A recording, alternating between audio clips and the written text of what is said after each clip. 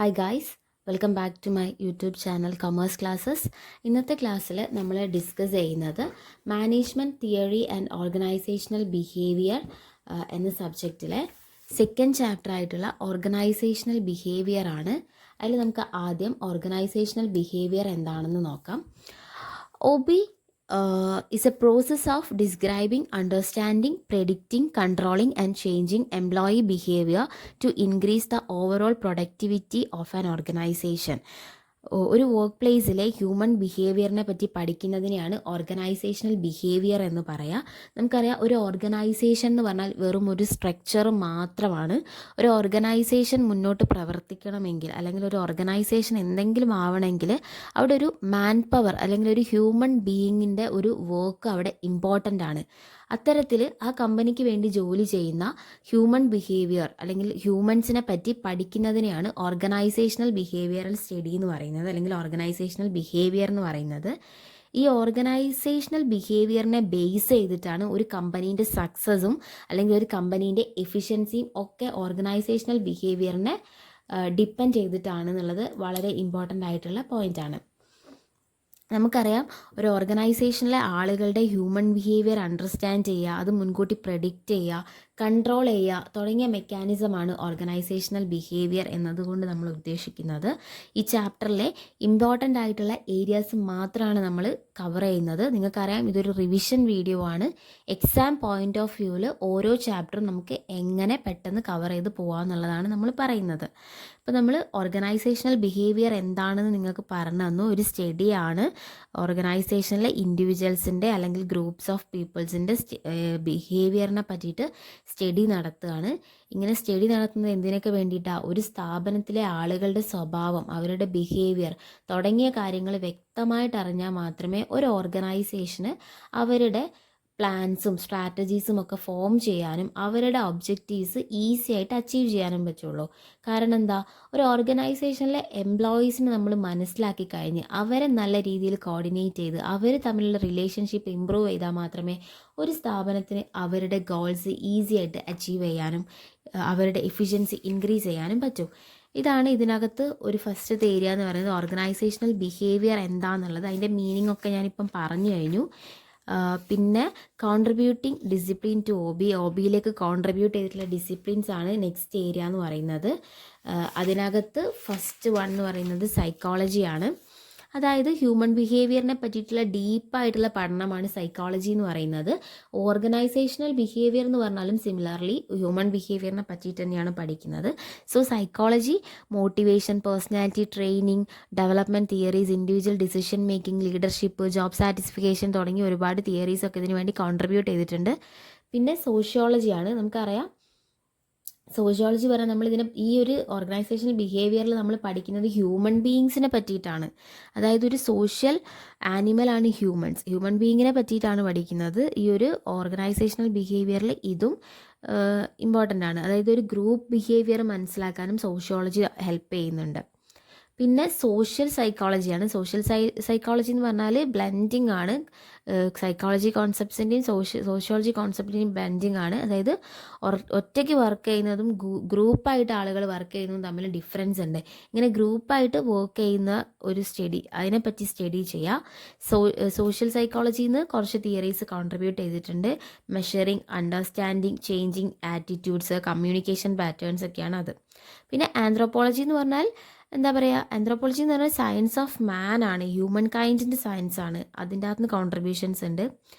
അതായത് ഒരു ഓർഗനൈസേഷനിലുള്ള ആളുകളൊക്കെ ഡിഫറെൻറ്റ് സൊസൈറ്റിയിൽ നിന്ന് വരുന്നതായിരിക്കും. അപ്പോൾ അവരുടെ നേച്ചർ, അവരുടെ രീതികളെ അതിനൊക്കെ പറ്റി പഠിക്കാം. പിന്നെ പൊളിറ്റിക്കൽ സയൻസ് കോൺട്രിബ്യൂട്ട് ചെയ്തിട്ടുണ്ട്. എക്കണോമിക്സ്, എൻജിനീയറിങ്, മെഡിസിൻസ്, സെമൻറ്റിക്സ് ഒക്കെ കോൺട്രിബ്യൂട്ട് ചെയ്തിട്ടുണ്ട്. നെക്സ്റ്റ് ഇമ്പോർട്ടൻ്റ് ഏരിയ, അത് അത്ര ഇമ്പോർട്ടൻ്റ് അല്ല, പക്ഷെ മനസ്സിലാക്കി വെക്കുക. ഇനി പറയുന്നത് ഇമ്പോർട്ടൻ്റ് ആണ്. Nature and scope of organisational behaviour. Organisational behaviour എന്താണെന്ന് ചോദിച്ചാൽ അതിൻ്റെ കൂടെ എഴുതാൻ പറ്റിയിട്ടുള്ള പോയിന്റ്സ് ആണ്. നേച്ചറും സ്കോപ്പും ചോദിച്ചാൽ തീർച്ചയായിട്ടും എഴുതാം. അതല്ലാതെ ഓർഗനൈസേഷണൽ ബിഹേവിയറിനെ പറ്റി ചോദിച്ചാലും നിങ്ങൾക്ക് എഴുതാൻ പറ്റിയിട്ടുള്ളതാണ്. ഇനി പറയുന്നത് ഓർഗനൈസേഷണൽ ബിഹേവിയർ ഇൻ്റർ ഡിസിപ്ലിനറി അപ്രോച്ചാണ്. ഇൻ്റർഡിസിപ്ലിനറി അപ്രോച്ച് എന്ന് പറഞ്ഞാൽ എന്താ, അതായത് OB ഒരുപാട് സെപ്പറേറ്റ് ആയിട്ടുള്ള ബ്രാഞ്ചസ് ഇൻക്ലൂഡ് ചെയ്യുന്നുണ്ട്. വിവിധ ഡിസിപ്ലിൻസ് യൂസ് ചെയ്തുകൊണ്ടാണ് ഹ്യൂമൻ ബിഹേവിയറിനെ കുറിച്ച് OB പഠിക്കുന്നത്. അതിനകത്ത് പൊളിറ്റിക്കൽ സയൻസ് ഉണ്ട്, ആന്ത്രോപോളജി ഉണ്ട്, സോഷ്യോളജി ഉണ്ട്, സൈക്കോളജി ഉണ്ട്, ഇക്കണോമിക്സ് ഉണ്ട്, എഞ്ചിനീയറിംഗ് ഉണ്ട്, മെഡിസിൻ ഉണ്ട്. അതുകൊണ്ട് ഓർഗനൈസേഷണൽ ബിഹേവിയറിനെ ഇൻ്റർഡിസിപ്ലിനറി അപ്രോച്ച് എന്ന് പറയുന്നു. സെക്കൻഡ് പോയിന്റ് എന്ന് പറയുന്നത് ആക്ഷൻ ഓറിയൻറ്റഡ് ആണ്. അതായത് ഈ ഒരു ഹ്യൂമൻ ബിഹേവിയർ പ്രെഡിക്റ്റ് ചെയ്യുക, അണ്ടർസ്റ്റാൻഡ് ചെയ്യുക, കൺട്രോൾ ചെയ്യുക. അതായത് ഹ്യൂമൻ ബിഹേവിയറിനെ പറ്റിയിട്ട് കൂടുതൽ പഠിച്ചിട്ട് അതിൻ്റെ ആപ്ലിക്കേഷനാണ് ഇതിൽ നടക്കുന്നത്. Predict human behaviour and apply, അതൊരു ആക്ഷൻ ഓറിയൻറ്റഡ് ആണ്. നെക്സ്റ്റ് പോയിന്റ് എന്ന് പറഞ്ഞാൽ balance human and technical values. ഒരു സ്ഥാപനത്തിനെ സംബന്ധിച്ചിട്ട് അവിടെ ഓർഗനൈസേഷനിൽ ഹ്യൂമൻ ആൻഡ് ടെക്നിക്കൽ വാല്യൂസ് ഉണ്ടാവും. ഇതിനെ രണ്ടിനെയും ഈക്വലി ബാലൻസ് ചെയ്ത് കൊണ്ടുപോകാൻ വേണ്ടിയിട്ട് ഓർഗനൈസേഷണൽ ബിഹേവിയർ ഹെൽപ്പ് ചെയ്യുന്നുണ്ട്. ഒരു സ്ഥാപനത്തിൽ ടെക്നിക്കൽ വാല്യൂസിന് ഉള്ള സെയിം ഇമ്പോർട്ടൻസ് തന്നെ എന്തിനുമുണ്ട്, ഹ്യൂമൻ വാല്യൂസിനും ഉണ്ട്. ഇതിനെ രണ്ടിനെയും ഈക്വലി ട്രീറ്റ് ചെയ്യാൻ ഓർഗനൈസേഷണൽ ബിഹേവിയർ ഹെൽപ്പ് ചെയ്യുന്നുണ്ട്. തൊഴിലാളികളുടെ ഡിഗ്നിറ്റി, അവരുടെ ഗ്രോത്ത്, അവരുടെ സാറ്റിസ്ഫാക്ഷൻ ഒക്കെ ഇമ്പോർട്ടൻസ് കൊടുക്കുന്നുണ്ടെന്നാണ് പറയുന്നത്. Next point, organisational behaviour science and art ആണെന്നാണ് പറയുന്നത്. അതായത് ഹ്യൂമൻ ബിഹേവിയറിനെ പറ്റിയിട്ടുള്ള ഒരു സ്റ്റഡിയാണ്. അതായത് behaviour both science and art എന്നാണ് പറയുന്നത്. The knowledge about human behaviour in organisation indicates it's a science. Human ബിഹേവിയറിനെ പറ്റിയിട്ടുള്ള ഒരു നോളജ് പറയുന്നത് ഇതൊരു സയൻസ് ആണെന്നാണ് പറയുന്നത്. എന്നാൽ അതേസമയം ഈ മാനേജേഴ്സിന് ഇതിൻ്റെ തിയറീസും കാര്യങ്ങളൊക്കെ അപ്ലൈ ചെയ്യാൻ കുറച്ച് സ്കില്ലുകളും വേണം. അതുകൊണ്ട് തന്നെ ഇതൊരു സയൻസ് ആണെന്നാണ് പറയുന്നത്. നെക്സ്റ്റ് എന്ന് പറയുന്നത് ആൻ അപ്ലൈഡ് സയൻസ് ആണ്. അതായത് ക്രിയേറ്റ് ചെയ്ത തിയറീസൊക്കെ പ്രാക്ടിക്കൽ സിറ്റുവേഷൻസിൽ എങ്ങനെ അപ്ലൈ ചെയ്യാം, അതായത് ഒരു എഫക്റ്റഡ് ഏരിയയിൽ, ഒരു സിറ്റുവേഷനിൽ ഇതിനെ എങ്ങനെ അപ്ലൈ ചെയ്യാമെന്നും കൂടെ ഇത് പറയുന്നുണ്ട്. പിന്നെ ബിഹേവിയറൽ അപ്രോച്ച് ടു മാനേജ്മെൻ്റ് ആണ്. കണ്ടിൻജൻസി അപ്രോച്ചാണ്. അതായത് ഞാൻ നേരത്തെ പറഞ്ഞു, ഒരു പ്രോബ്ലം ഇതിൻ്റെ സൊല്യൂഷൻ എന്താണെന്ന് മനസ്സിലാക്കിയിട്ടാണ് ഇത് അപ്ലൈ ചെയ്യുന്നത്. സിറ്റുവേഷണൽ അപ്രോച്ചാണ്. സാഹചര്യത്തിന് അനുസരിച്ച് സിറ്റുവേഷന് ആപ്റ്റായ അപ്രോച്ച് ഏതാണെന്ന് മനസ്സിലാക്കിയിട്ടാണിത് അപ്ലൈ ചെയ്യുന്നത്. നെക്സ്റ്റ് എന്ന് പറഞ്ഞാൽ ഒരു സിസ്റ്റമാറ്റിക് അപ്രോച്ചാണ് ഓർഗനൈസേഷണൽ ബിഹേവിയർ. സിസ്റ്റമാറ്റിക് എന്താ പറയുക, വേരിയബിൾസിനെ, ഒരു ഓർഗനൈസേഷണൽ ബിഹേവിയറിനെ എഫക്റ്റ് ചെയ്യുന്ന വേരിയബിൾസിനെയൊക്കെ മനസ്സിലാക്കിയിട്ട് പ്രോപ്പറായിട്ട് ട്രീറ്റ് ചെയ്തിട്ട് ഇതാക്കുന്ന ഒരു സിസ്റ്റമാറ്റിക് അപ്രോച്ചാണ്. എക്സിസ്റ്റൻസ് ഓഫ് മൾട്ടിപ്പിൾ ലെവൽസ് ആണ്. നെക്സ്റ്റ് പോയിന്റ് എന്ന് പറഞ്ഞാൽ എക്സിസ്റ്റൻസ് ഓഫ് മൾട്ടിപ്പിൾ ലെവൽസ് എന്ന് പറഞ്ഞാൽ ഇൻഡിവിജ്വൽ ലെവലുണ്ട്, ഓർഗനൈസേഷനിലെ ഗ്രൂപ്പ് ഉണ്ട്, ഇതിൻ്റെ എല്ലാം സ്റ്റഡി ചെയ്യുന്നുണ്ട്. പിന്നെ സയൻറ്റിഫിക് മെത്തേഡാണ്. ഓർഗനൈസേഷണൽ ബിഹേവിയർ എന്ന് പറയുന്നത് ഒരു സയൻറ്റിഫിക് മെത്തേഡാണ്. അതായത് കോസ് ആൻഡ് എഫക്റ്റിനെ പറ്റി പഠിക്കുന്നുണ്ട്, ഒരു റിസർച്ച് ക്വസ്റ്റ്യൻസ്, ഇൻവെസ്റ്റിഗേഷൻ എല്ലാം ചെയ്യുന്നുണ്ട്. പിന്നെ കൺസേൺ വിത്ത് എൻവിയോൺമെൻറ്റ് ആണ്. കൺസേൺ വിത്ത് എൻവിയോൺമെൻറ്റ് എന്ന് പറഞ്ഞാൽ ഒരു ഓർഗനൈസേഷനിൽ ഡിഫറെൻറ്റ് കൾച്ചറുള്ള ആളുകളായിരിക്കും ജോലി ചെയ്യുന്നത്. അപ്പം personal culture fit, cross cultural management തുടങ്ങിയ കാര്യങ്ങൾ മനസ്സിലാക്കുന്നത്. നോർമാറ്റീവ് സയൻസ് ആണ്. അതായത് ഒരു വിഷയത്തിൻ്റെ കാരണവും ഫലവും തമ്മിലുള്ള ബന്ധത്തെക്കുറിച്ചാണ് പഠിക്കുന്നത്. കോസ് ആൻഡ് എഫക്റ്റിനെ പറ്റിയിട്ടാണ് ഇത് പറയുന്നതെന്നാണ് പറയുന്നത്. ഇനി ഇതിൻ്റെ നീഡ് ഓഫ് OB ഇമ്പോർട്ടൻ്റ് ആണ്. നീഡ് ഓഫ് OB പിന്നെ ഇമ്പോർട്ടൻസ് ഓഫ് OBയും കൂടിയാണ് നമ്മൾ ഈ ക്ലാസ്സിൽ ഡിസ്കസ് ചെയ്യുന്നത്. അതിൽ നമുക്ക് ഫസ്റ്റ് നീഡ് ഓഫ് OB നോക്കാം. നീഡ് ഓഫ് OB എന്താണെന്ന് വെച്ചാൽ, first study of individual and group behaviour.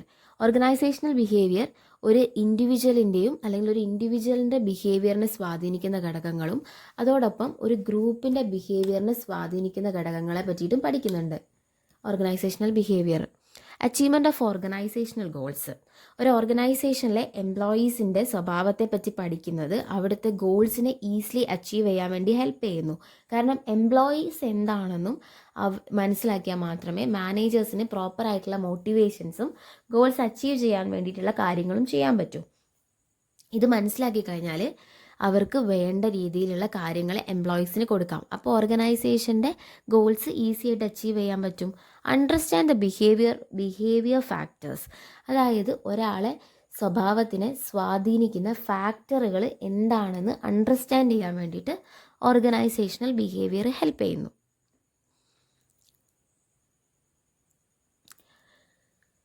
അടുത്ത പോയിന്റ് എന്ന് പറഞ്ഞാൽ problem solving at work place ആണ്. അതായത് ഒരു ജോലി സ്ഥലത്ത് ഒരുപാട് പ്രോബ്ലംസ് ഉണ്ടാവും. ഇതിനെ കറക്റ്റായിട്ട് മനസ്സിലാക്കാനും സോൾവ് ചെയ്യാനും ഓർഗനൈസേഷണൽ ബിഹേവിയർ ഹെൽപ്പ് ചെയ്യുന്നു. Expand the managers skills.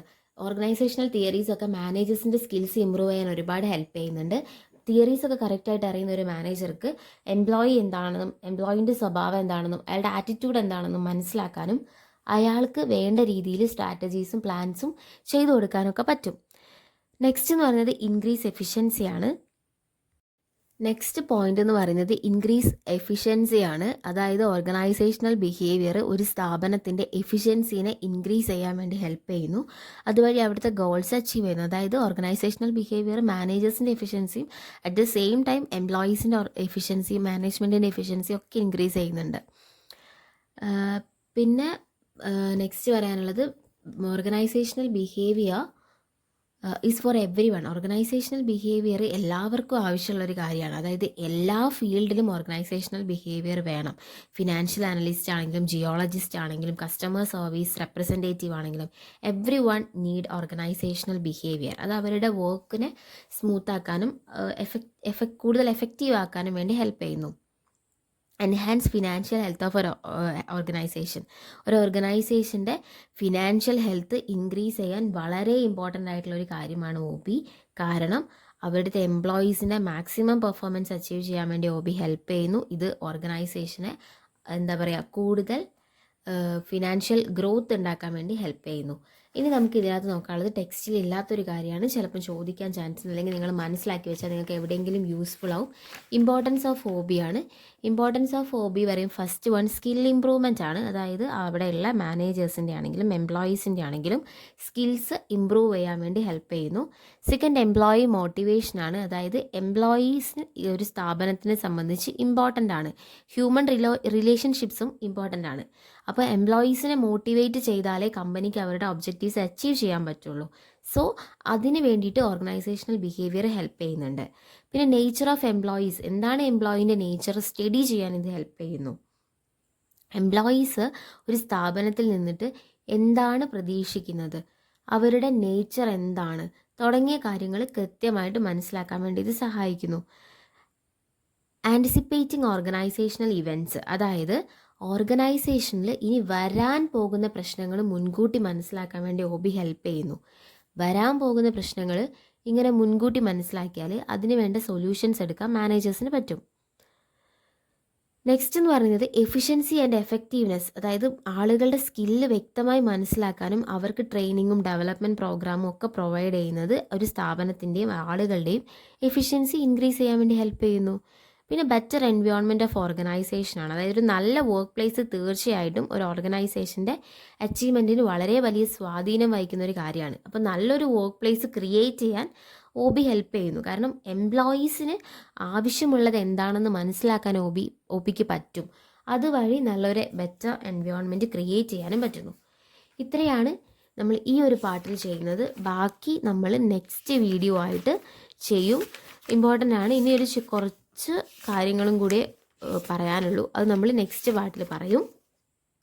നമ്മളൊരു ക്വിക്ക് റിവിഷൻ വീഡിയോ ആണ് ഉദ്ദേശിക്കുന്നത്. നമ്മൾ ചാനലിൽ നമ്മൾ MCOM ഫസ്റ്റ് സെമസ്റ്ററിൻ്റെയും എല്ലാ വീഡിയോസും ചെയ്യുന്നുണ്ട്. ബാക്കി ബിസിനസ് എൻവയോൺമെൻറ്റ് ഉണ്ട്, കോർപ്പറേറ്റ് ഗവേണൻസ് എല്ലാം ചെയ്യുന്നുണ്ട്, അഡ്വാൻസ്ഡ് മാനേജ്മെൻറ്റ് അക്കൗണ്ടിങ് ഉണ്ട്. അപ്പം നിങ്ങൾക്ക് ചാനൽ ഇഷ്ടപ്പെടുകയാണെങ്കിൽ, നമ്മുടെ വീഡിയോസ് ഇഷ്ടപ്പെടുകയാണെങ്കിൽ സബ്സ്ക്രൈബ് ചെയ്ത് സപ്പോർട്ട് ചെയ്യുക. ഫ്രണ്ട്സിനൊക്കെ ഷെയർ ചെയ്ത് കൊടുക്കുക. നിങ്ങൾക്ക് എന്തെങ്കിലും ക്ലാസ്സുകൾ വേണമെങ്കിലോ എന്തെങ്കിലുമൊക്കെ എക്സാം ഓറിയൻറ്റഡ് ആയിട്ട് ഏതെങ്കിലും ടോപ്പിക്സ് സ്പെഷ്യലായിട്ട് ചെയ്യേണ്ടതുണ്ടെങ്കിലൊക്കെ കമൻറ്റ് ബോക്സിലൂടെ അറിയിക്കുക. So thanks for watching.